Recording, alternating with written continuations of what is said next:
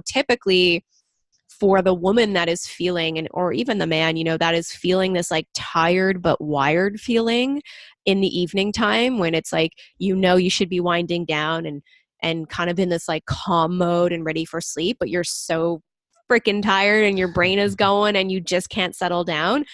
What might be happening is that your cortisol is actually raising at night. So you could have this cortisol that's low in the morning. So you're feeling like it's really hard to get out of bed in the morning. And then at nighttime, you've got all this energy to go do all this work. Mm-hmm. And so essentially the cortisol is flipped. You want cortisol high in the morning because it's really what helps you to get up and wake up and have energy. And then as the day goes on and as the sun goes down, your cortisol should drop and you would have lower production and your melatonin will rise. Mm-hmm. And so this is what we naturally want. But this fight and flight that we're always in is causing us to kind of have this cortisol roller coaster like flipped. Hey friends, welcome to the HealthSimple Show. I'm your host, Kyle Reidhead, and I interview health and wellness experts from around the world to help you live healthy, happy, and stress-free. And don't forget to subscribe to our channel. And if you have any questions about anything we talk about in this episode, just comment below and I'll get back to you as soon as possible. Enjoy the show.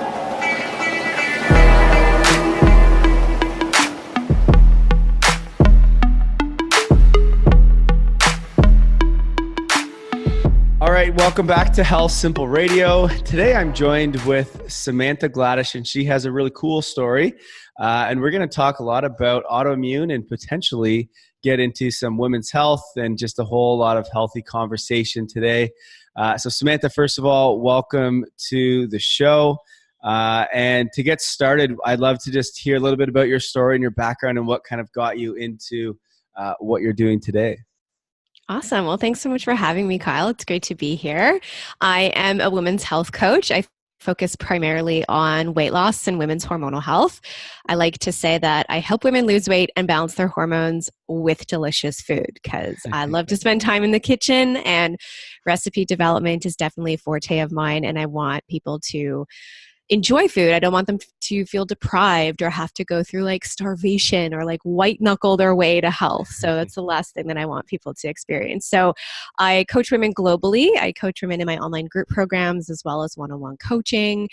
And, there's multiple areas that I focus on, and hormones mean a lot of things, right? So I've got women that are coming to me with thyroid issues or PMS or menopausal issues or autoimmune Hashimoto's, as well as PCOS and diabetes. Like there's a lot of issues that I find that I'm dealing with in my practice. So it can be quite an array of conditions that come my way. And I've been coaching for about 15 years now. So it's been a while.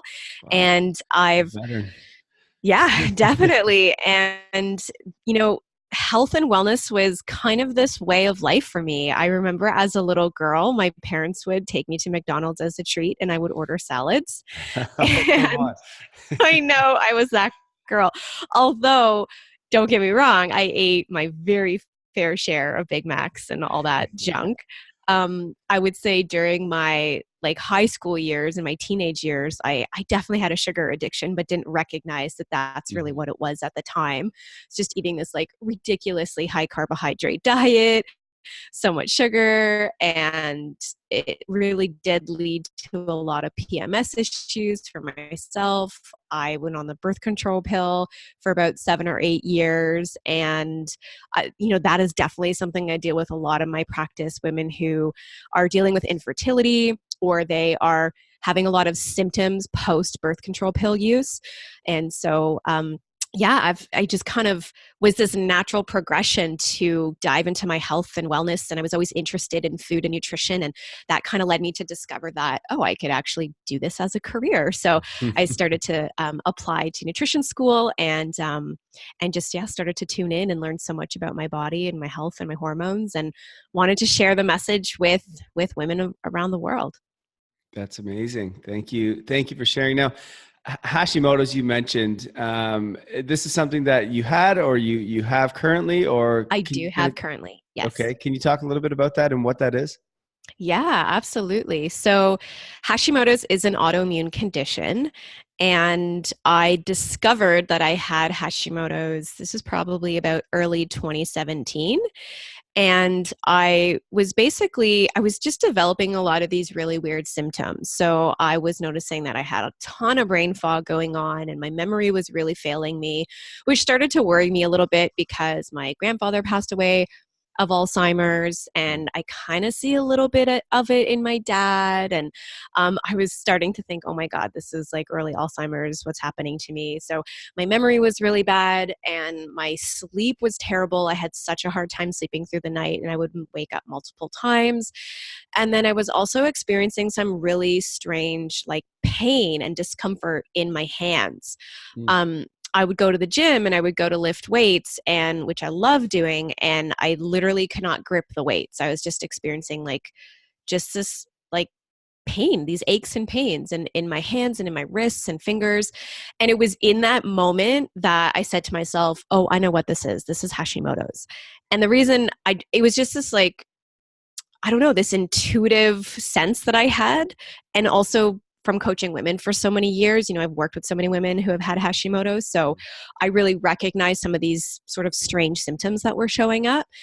And so in that moment, I said to myself, okay, this is Hashimoto's. I know exactly what this is. And I was feeling really puffy in my body and just kind of this inflammation that was going on. And so I went to go see my naturopath and I requested for a full thyroid panel. And I went to, get my full thyroid panel tested, and my antibodies were incredibly high. So there's many different autoimmune conditions, multiple sclerosis, lupus, rheumatoid arthritis. So there's different type of testing for these autoimmune conditions. Yeah. Specifically with Hashimoto's, you want to test a full thyroid panel. So many women are only getting tested for their TSH, which is their thyroid stimulating hormone.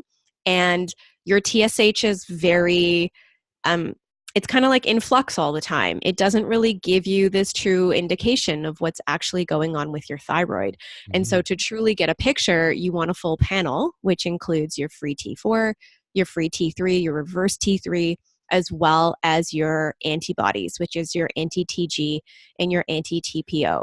And so my antibodies were like well over 600, which is incredibly high because you actually want them to be below 35. And at least those are the ranges here in Canada. And so basically what Hashimoto's is, it's essentially what's happening is that your immune system is kind of gone haywire and it's starting to attack your thyroid gland and the thyroid tissue. And so it's this mix of hypothyroidism combined with an immune issue. And that's really what it is. Mm-hmm. Now, and that's kind of the idea of what all autoimmune is attacking something within your body. Now, is this something that you can reverse? Is this something that you can manage, or what's kind of the first steps that you took anyway when you found out that you had a Hashimoto's? Absolutely. So you can 100% get it into remission. Mm-hmm. You will always, I will always have autoimmune, right? And so if, for example, I am exposed to some type of toxin, or I'm eating a lot of gluten, or have high stress going on in my life, then that's going to cause my immune system to go a little bit haywire, and those antibodies can go back up. Okay. So it really is about, so you can definitely get those antibodies down 100% into a normal range, but it takes time. Mm-hmm. And it really does take diving in and doing the work, not just from a nutrition perspective, but also from a lifestyle perspective as well. Mm-hmm. And so my first step was really to focus on my sleep, because you can't heal if you're not sleeping. Mm-hmm. And so that was such an important area, because literally like 6-7 months had gone by and I was just not getting good sleep. So of course I was feeling exhausted and fatigued and just super irritable and not healing. Mm-hmm. And so I really had to create some healthy boundaries around my sleep schedule and cycle. And so I got my blue blocking glasses, which I Nice. should have on right now, but I look like Terminator when I wear them. So, but they are so important because, as you know, we're entrepreneurs. We're behind the computer a lot, Yeah. and we're getting, all the blue light from our phones, from our laptops, and then we're watching Netflix at night, whatever it might be. We're working in an office all day and we're under artificial light. And so we're being exposed to basically this junk light. So just like there's junk food, there's also junk light. And it's really it really does impact our circadian rhythms, and it really starts to impair our serotonin production and our melatonin production. And so I started to wear my blue blocking glasses during the day when I'm behind my computer and working. And then at nighttime, I kind of got the heavy duty ones. I don't know if Okay. you've That seen are them. like yellow or orange and Yeah, so the yeah. yellow ones are the ones that I wear during the day. Oh, okay. And those are the ones that I wear when I'm working on the computer. And then at nighttime, I have the red ones. And those are Okay. like the heavy duty Yes. ones. So basically, everything that you see is just in black and red. Yeah. So if you're watching like a movie on Netflix or something, you're not going to see any color except for black and red. And so it might take a little bit of time to get used to, but I put those on anywhere from like 30 to 45 minutes before bed. And they really do make such a huge difference with my Mhm. sleep. They almost like lull me into sleep. Yeah. So the blue blocking glasses were one of the first things that I incorporated, because again, just spending so much time on the computer and indoors, being around artificial light. And in terms of really improving your sleep, that is definitely one of the first steps that you Yeah. want to take, is minimizing this junk light as much as you possibly can. Well, I love that you went right to the sleep, because that's honestly, that's probably the area that I start with most of my clients as well, is sleep, because it's something that, everyone knows that when they're unhealthy or they want to lose weight or whatever, that it's like, okay, I got to eat healthier, I got to get to the gym, but they always neglect sleep. And especially Totally. in today's world where everyone's just super busy, we have, blue light everywhere. So that's really cool. You went that route. Now, is that an Aura ring I see on your hand there? Yes. Okay, I got one too. I was like, Yeah. so what did you have that when you first started to introduce the blue light glasses, and did you notice a difference in the sleep, or did you track any of that? So I didn't have this when I You first didn't? got the Okay. glasses. Yeah. And it's funny, I ordered this ring December 2017 as like a gift to myself, and I didn't get it until September 2018. Yeah. Whoa. Wow. It took a really long time. So this was when they launched like the second edition, Yeah, that's what I have. and it was like a 9-month process. And Yeah. so the day that I actually got the ring was the day that we had left for Italy. So I wore it during my Italy trip, which was interesting because obviously on the Aura app, it was showing me that like I was going to bed at 6 p.m. every night, but Yeah. it was because I was on a, time Different. change. Yeah. Yeah. Yeah. So it was kind of, the app was saying like, why are you going to bed at 6 p.m.? Like you might want to change, Yeah. your Sleep sleep cycle. schedule. Yeah. Yeah, but That's awesome. it's been really interesting because I do obviously track my sleep now, and I pay more attention to my REM or my deep sleep, and I get a ton of REM sleep, but I don't get a lot of deep sleep. Mm. And it's interesting because your REM sleep, my fiance has a ring too, and so we often compare our data. Yeah. And he during the day with his job, like he's a strength and conditioning coach, and he's training athletes. So it's not like he's outputting all this creative energy, right? He's doing more training and movement with his body. And here I am like writing and cooking and recipe development and like coaching clients. Like there's all this creative energy going out in my day, social media, design, like all these things. And it's not the case for him. And so his REM is actually quite low and mine is quite high. And I was reading that basically from like a creative output standpoint, you Mm-hmm. might have higher REM if that's kind of like what your day looks like. Really? And from a hormonal perspective, my hormones are low and they're not as optimal. They've definitely improved over the past year as I've really given more attention to supporting my body. But my fiance's hormones are a lot more in check than mine are. So his deep sleep is representative of that. So he gets more deep sleep than I do. Okay. But I've been noticing things like by incorporating the blue light blocking glasses, by just like even a hot bath at nighttime to impact my body temperature, Yep. doing more like something like coloring or reading before bed versus having the TV on. Even if I include a little bit of carbohydrates like sweet potato or plantain at my dinner meal, because that helps with melatonin production, Yeah. my deep sleep improves. Okay. Nice. Yeah. I, So it's kind of interesting. The Aura Ring is so cool. It If you is. guys don't have it, I highly recommend it because when you're trying to sleep and you're trying to improve your sleep, well, you don't know what's happening when you're sleeping. So sometimes I'll wake up and think that I had a great sleep, and then Aura Ring's like, nah, not so much. I'm like, damn. Totally. But Yeah. yeah, it's awesome. Okay, so let's get back on to off the sleep topic here. But so when it comes to autoimmune, we just talked about sleep, and we'll get into some nutrition and that kind of stuff. Are these lifestyle choices, are these what causes it, or is it just like a more of a genetic thing, or is it kind of a combination, or how does that play a role? Yeah, that's a great question. So typically with autoimmune, there's three main components. So yes, genetic disposition, and I can definitely tell you that pretty much all the women on my mom's side of the family, they all have autoimmune. My mother does, my grandmother does, all of my cousins do. So there's definitely a genetic disposition there. Environmental toxins play a really big role as well, along with gut dysbiosis. So kind of sharing my gut story. We all have a gut story. Basically, I went on a lot of, when I was a child, my parents put me on antibiotics, or if I was ever sick, they would put me on over-the-counter meds, things like that. And obviously they did this because that's what they knew best. Mm-hmm. But obviously those things impair your microbiome, right? They really start to break down the lining of the gut. This leads to leaky gut. And then you have environmental triggers that you're exposed to, different food particles.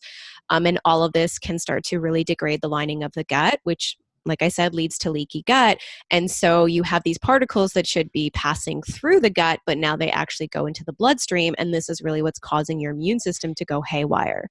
Yeah. So as a child, I definitely had my like antibiotic use and over-the-counter med use. And I definitely had my fair share of that. And I also went on the birth control pill for a good 7 or 8 years. So that was another hit to my gut. I remember traveling to, I think it was Mexico or Cuba one year in my early 20s, and I caught a parasite, and that was a whole ordeal. So I've had many instances over the years that really impaired my gut health. And so I'm actually in the process of doing the GI map test. I don't know if you're familiar with that, but it's a really thorough test, and it can really test for like viral and fungal. And it's just very thorough. So I'm excited to do that and kind of dive deeper into healing my gut. Mm-hmm.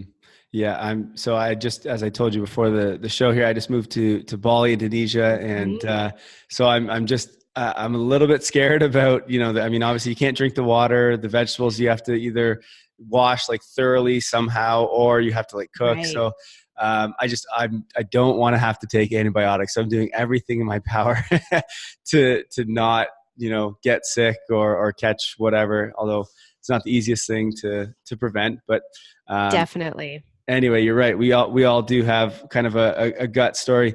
Now, so obviously that plays a big part of it. What sort of nutrients then? You mentioned gluten. What other nutrients or other compounds can result in either an issue with the gut or can kind of lead to autoimmune? Well, specifically with Hashimoto's, gluten has very similar proteins that almost look like the thyroid gland. So gluten is definitely one of those things that you want to remove, as well as dairy, as well as soy, as well as grains and, beans and legumes. So grains, beans, and legumes, they contain a lot of lectins. These are basically anti-nutrients. So these are all foods that are gut irritants. So when we want to heal the gut, and it doesn't mean you can't ever eat these foods again, but while you're in the process of, for example, bringing your antibodies down and really healing, you want to make sure that you're removing these foods that are causing potential irritation to the gut lining. And, just with like, for example, my mother, she has lupus, she has rheumatoid arthritis. And I mean, God forbid she ever listened to me and my advice, right? I'm her daughter. She won't take it, right? So I took her to a functional medical doctor, and he is the one that had to tell her about changing her diet and gluten and whatnot. And he said to her, and I will never forget it, he said to her, just one bite of gluten will cause full body inflammation. Mm-hmm. And she just needed to hear it in that way from him, and it totally set in for her. Now, mind you, she has her days and she's on and off every now and again. But, that was a big awakening for her. And so especially with any type of joint pain, any type of autoimmune condition, we really want to be removing these gut irritants, and definitely starting with gluten for sure. Mm-hmm. And for the listeners, it's even if you're not gluten intolerant, it still is an issue to the gut. You see on Instagram, or you see, wherever that, gluten's okay. You can eat gluten, this and that. And it is okay for some people if you eat healthy, predominantly almost all the time, then you can have it every once in a while, but it is causing some damage to the gut. So especially if it's autoimmune, you've got to get rid of it. So glad you kind of covered that there. Now, I want to kind of paint a picture for someone who, may just find out that they have autoimmune, or, has had it for a while. So we know that there's the nutrients you just mentioned that we need to kind of remove from our diet. And you mentioned, environmental. So what other kind of things that are there that we need to start to remove from, whether it be our diet or just our lifestyle? What kind of things do we need to get rid of? So there's lots, and I feel like it can be overwhelming for a lot of people. Yeah. But when it comes to environmental, this can mean a lot of things. So it can mean your water quality. So for example, if you're drinking tap water and you're getting chloride and fluoride, which can break down the thyroid gland. And not only that, especially with our water supply, it's not this sophisticated system where it's breaking down medications, right? So we're literally drinking our neighbors' medications and birth control pills. There are literally hormones, synthetic hormones in the water supply that we're drinking. So water quality is really, really important. If you are drinking reverse osmosis, it does actually remove a lot of these chemicals, but you want to make sure that you are adding in minerals back into the water. Okay. So that's really important, because reverse osmosis will basically kill and take out everything. So just make sure you remineralize it. Although I know most people don't really like the taste of reverse osmosis. It does have this kind of taste and texture to it. I don't personally love it. We order our water from a company here. If anybody is in the local GTA area, we order from a company called Cedar Springs, and it's spring water, and it gets delivered in glass bottles, which is really, really key. So most companies are only delivering in plastic bottles. And so it's great to have the glass bottles, because you're not leaching all, the chemicals and the BPA from the plastic. Yeah. So water quality is really important. And then especially for women, we're using makeup, we're using all these beauty care products and skincare products. And, we're sometimes in one day, we might be putting on 20 different products, right? Yeah. Between shampoo and conditioner, and then deodorant and body cream and hand cream and eyeshadow and mascara and lip gloss and blush, all of these things. So it's really important that we choose organic, or at least, something that's toxin free. And there's so many great companies and products available nowadays. It is not hard to find clean beauty care. And that's definitely one of the things that we really want to be conscious of, because our skin is our largest organ, and what goes on the skin goes in the skin. Now, that doesn't mean that we're going to absorb every single thing that goes onto our skin, but it is going to absorb quite a lot. So we really do want to be conscious of that for sure. It's mind-blowing to me how many chemicals females in particular put on their body every single day. It's just, there's so many different things, and it's crazy, because then, I often get asked, I'm like, well, why do I have acne, or why do I have this? And, it's likely, diet or hormonal related. It can be, but a lot of times, like, well, what are you putting on your skin? Like, it's even like trying to get rid of acne, but using chemicals to do it. It just doesn't make a whole lot of sense. So, Right. Absolutely. You've got to kind of shift to the natural products. And there's so many out there now, and they're not that much more expensive than the chemical based kind. So, Absolutely. Okay. So once we've removed everything and we've kind of gotten rid of the things that are going to hurt our hurt our gut, we've gotten rid of the chemicals that are on our skin. Is there more that we need to do to remove, or is it now we need to kind of add in the nutrients and add in the things that are going to support our immune system and are going to support our gut? Yeah. So when it comes to healing, I mean, it's not just one thing. It's multiple pieces of the puzzle that we kind of want to put together, right? So definitely removing the triggers, whether that's environmental toxins or food toxins, for sure. And then from there, we really want to make sure that we have this like healing protocol in place. And I get that we can't implement all of the things, or may not be able to implement all of the things all at once. So, for example, like I started with sleep, and maybe that might not be the number one area that somebody else wants to start with. And for me, starting with Sleep with Easy was because I already had the diet down. I already had, eliminated all these toxins from my life. Like I already had all of that in place. So sleep just made the most sense for me to focus on. Yeah. But if somebody is listening to this and they're currently eating dairy and gluten and sugar and overdoing it on the coffee and all of those things, then definitely I would start with diet for sure. So it's not just about removing things, but yes, we definitely do want to focus on adding things back in. So your leafy green vegetables, I feel like people don't want to hear that, and it sounds so boring. Focusing on vegetables that grow above the ground, because they're going to be less starchy and really rich in a lot of minerals, especially magnesium, which is so incredible for liver detoxification. And so your liver metabolizes your hormones. So you want to make sure that you're supporting your liver as much as you can. And dark leafy greens, especially bitter greens like rapini or dandelion and kale, these are going to be really, really wonderful. So you definitely want to make sure that you have a variety of vegetables. I always say to my clients that if I were to follow you around for 7 days, I can bet that you're eating the same foods over and over and over again. And so variety is really, really key. And, there's such a variety of fruits and vegetables. So try them out, experiment with them. And then from a protein standpoint, I'm definitely for eating animal products. It's just choosing the right quality.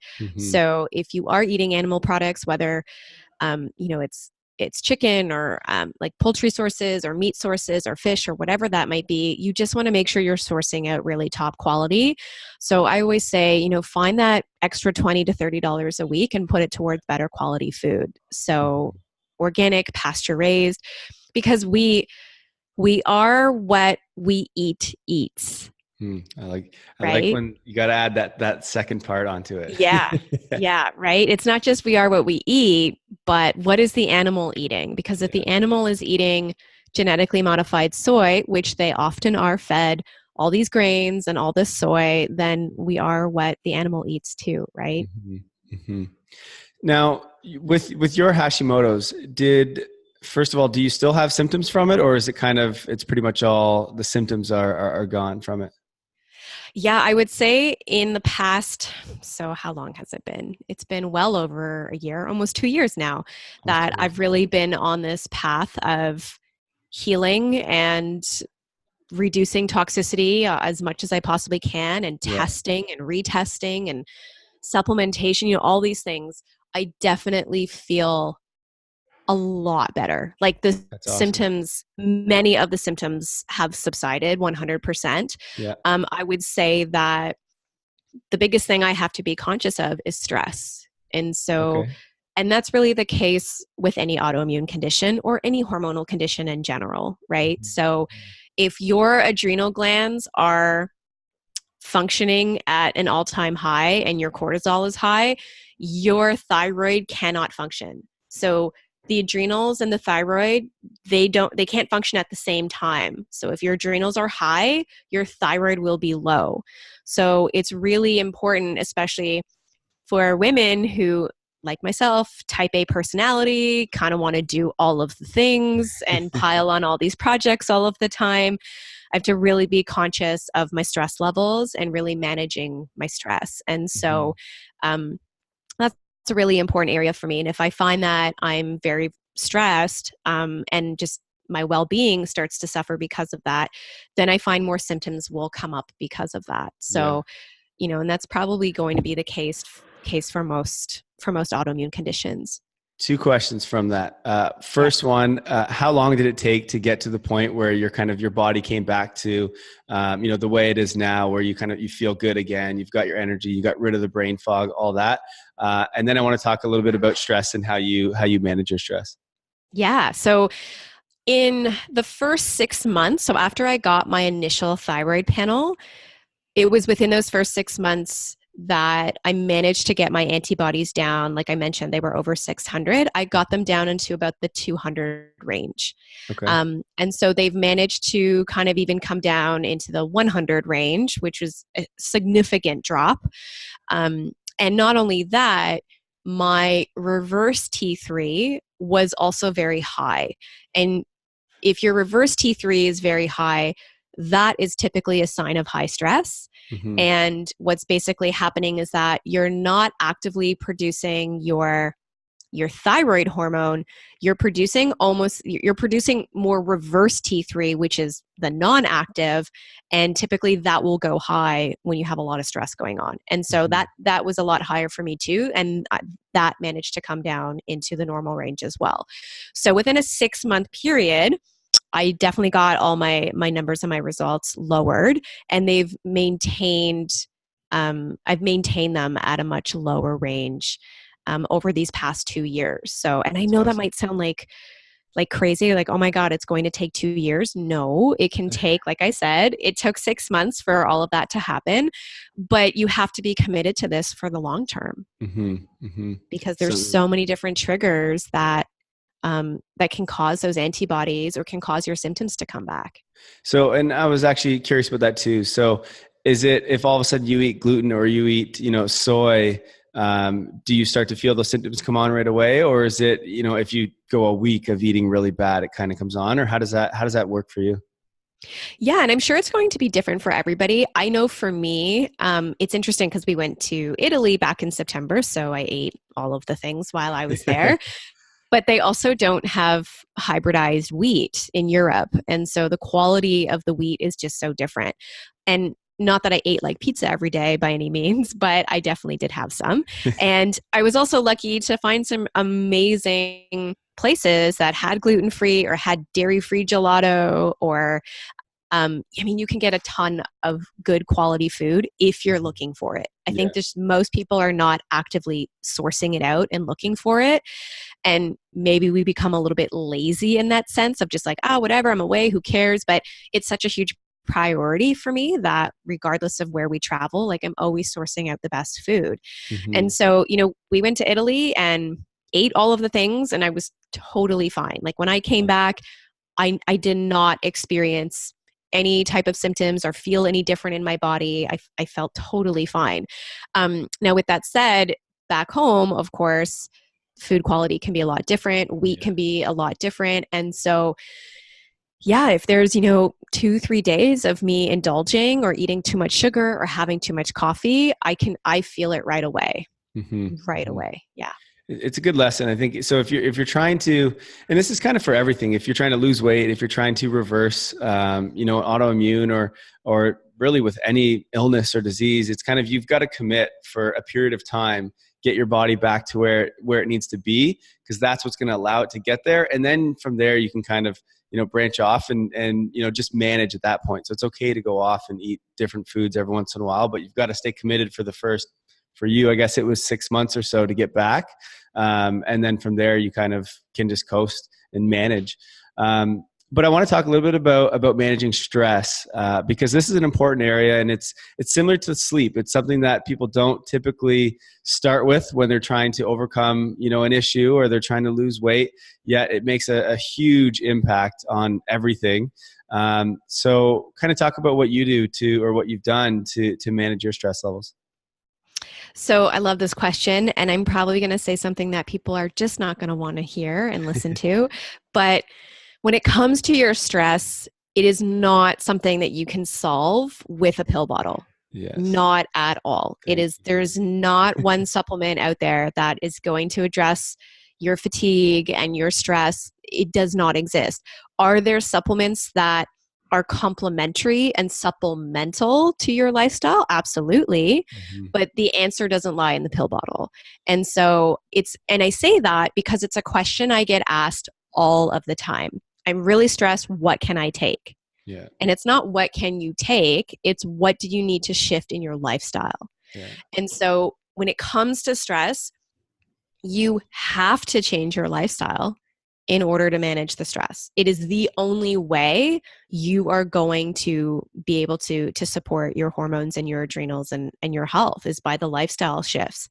And so for me, there's multiple things. So for example, something like at nighttime, whether that's like coloring, or my fiance and I will like play a board game, or I'll read like something that isn't overly stimulating, Mm-hmm. and it's putting me more into a parasympathetic mode versus a sympathetic mode.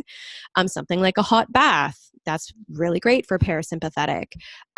Daily walking, so getting outside in nature, is so incredible for your melatonin production, because you're getting real light and exposing yourself to light, which is so important. And it's just very detoxifying just to be outside in nature and breathing fresh air. And so that's a really great way to kind of deal with stress, is go outside, go for a walk, breathe in some fresh air. And then the other really important thing is, I have a coach, and I have really great friends in my life who also happen to be great coaches, not just nutrition coaches, but like life coaches. And when things are showing up in my life where I start to feel overwhelmed, or the fear is showing up and I'm just feeling out of sorts, I get on the phone and I call my coach, or I call one of my friends, and I work through it. Nice. And I work through it immediately. I don't sit with it, because the longer I sit with it, the more stories I come up with in my head, the more fear starts to develop, the more doubt. So the quicker that I can just sit with somebody who can actually point out my blind spots and point out some of the self-sabotage that shows up, and why the self-doubt shows up, and why the overwhelm shows up, it allows me to, I can talk through it, and I can come out of it with like this bigger breakthrough than just trying to have to deal with it on my own. Mm-hmm. So coaching is it's definitely been something that has changed my life, and having a coach there to support me. And I think like every good coach needs a coach, right? And and so that's been really, really a big game changer for me. Yeah. And when it comes to stress, I mean, you got to understand that, you can either just let it take over, and you end up, curling up in bed for the rest of the night because you're so stressed out you can't handle it.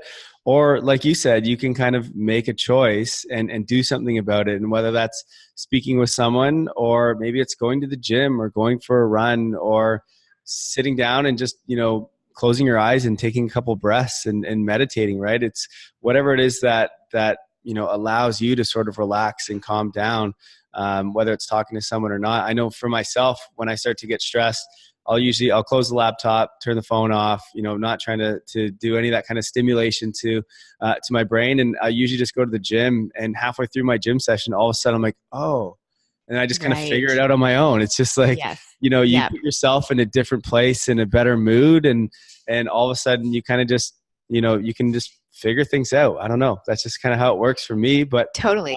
Yes. Because movement, you're like moving the stress through your body. That's basically what's happening. Yes. So I can totally relate to that. It's just all about being proactive and just having that mental ability to kind of go, okay, I'm stressed, and noticing and understanding that you're stressed, and being, okay, this is okay.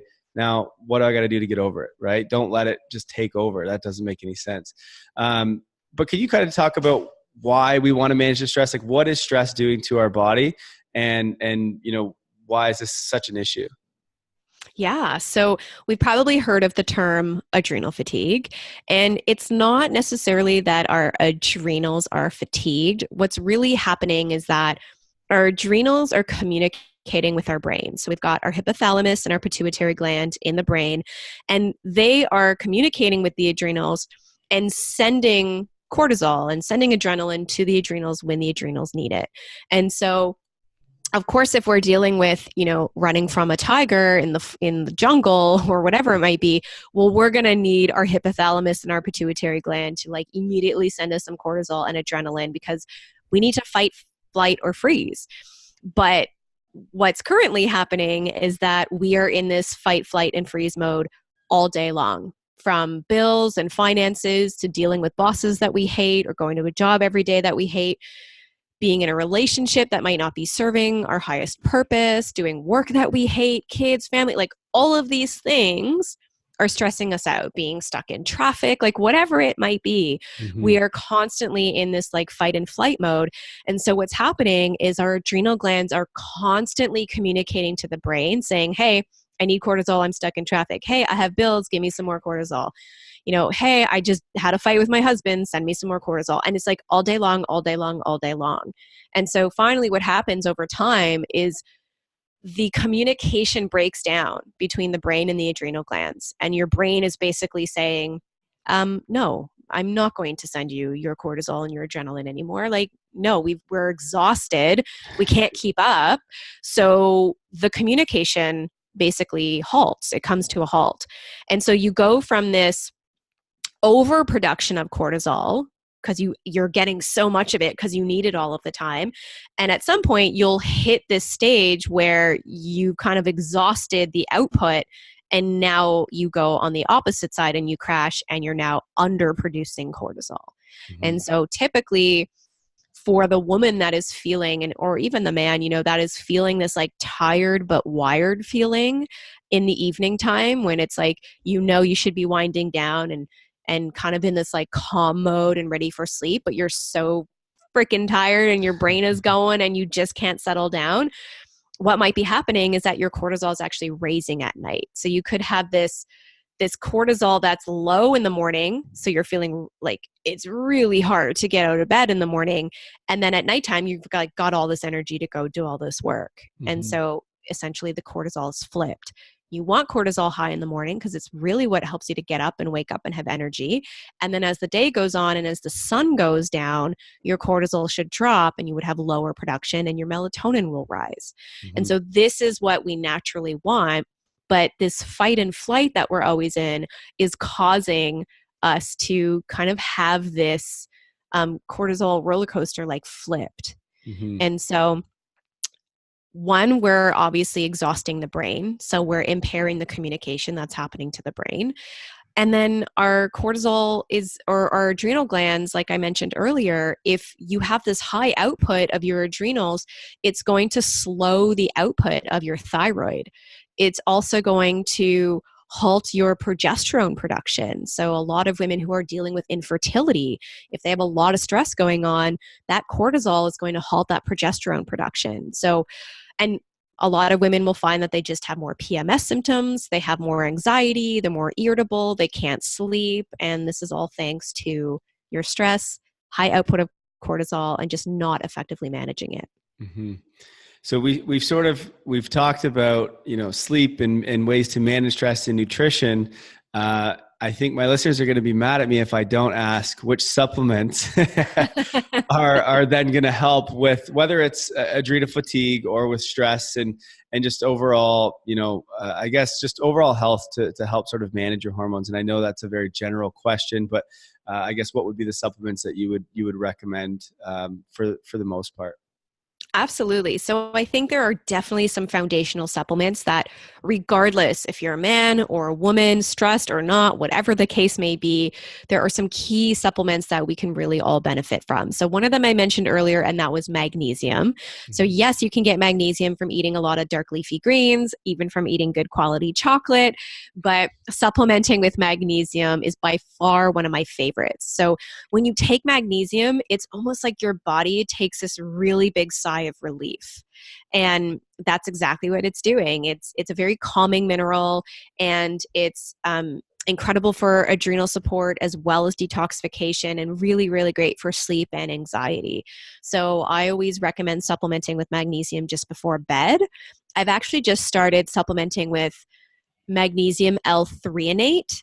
And so the threonate actually bypasses the blood-brain barrier. So it's really great for brain function and memory as well as for sleep. So I used to supplement with magnesium biglycinate, and now I've switched over to the L-threonate, and I do that before bed, and it's really improved my sleep a lot. So I absolutely love it. Outside of that, I love fish oil. I think getting a really high quality fish oil supplement is really great. Getting in those essential fatty acids, those anti-inflammatory omega-3s. Your fish oil is protecting and supporting your heart, your brain, your hormones, your ovaries, your joints, the viscosity of your blood. Like, it does so many things, and as well as, of course, managing inflammation and supporting inflammation in the body. So I'm a really big fan of a good quality essential fatty acid and omega-3 fish oil.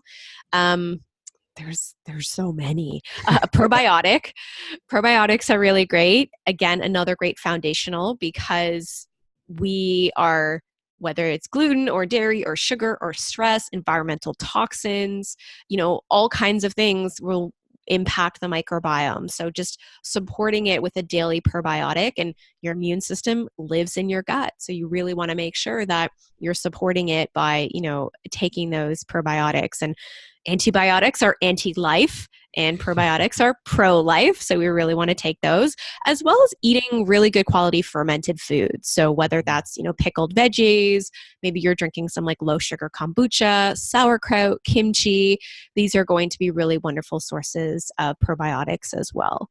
And then I really do love zinc. I think zinc is really great for metabolizing excess estrogen. It's great for men for supporting testosterone production.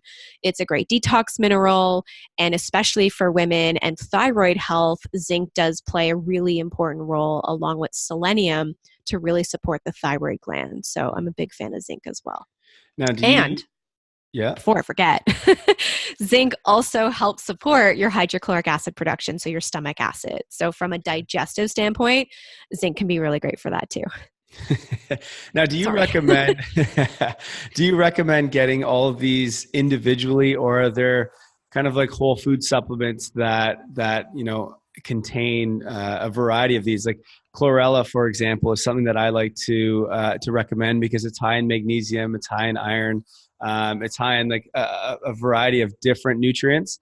So for someone who's, more just trying to manage, I like to go with recommending something like that rather than like, okay, buy all of these pills individually. Yes. Is this something that you do as well, or? Yeah. And that's a really great point. I think that sometimes it gets challenging to recommend like a combined product, something like, a greens product or chlorophyll or whatever it might be, because sometimes we don't know the exact dose of what we're getting of all these minerals. So for example, with your fish oil, with your magnesium, with your probiotic, those you would probably want to take separately, because you might want to do a little bit higher dosing with those. And you won't really be able to gauge what you're getting in a greens product or something.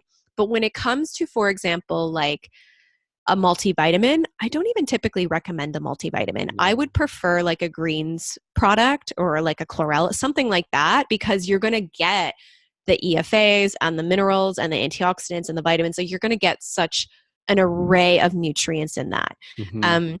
I like Oceans Alive, which is marine phytoplankton. So same thing. It's got tons of essential fatty acids, minerals, antioxidants, as well as vitamins. It's very detoxifying and alkalizing to the body. So I love that.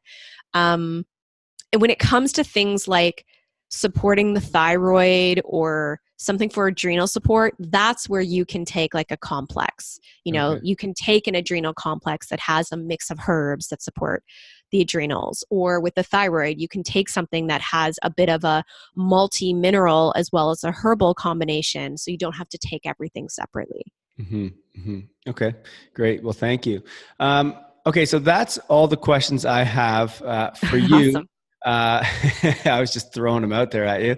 But I want to know, is there anything that we've sort of missed on this topic of autoimmunity and just sort of like hormonal balance? Is there anything that we've kind of, I mean, I'm sure there's a lot out there, but anything that's burning in your mind that you want to make sure you get out? Otherwise, can you just sort of, give a little bit of advice to someone who may, be looking to change their health and change their, whether it's autoimmune or something else, just kind of some advice of where their mindset needs to be or kind of what they should be progressing towards?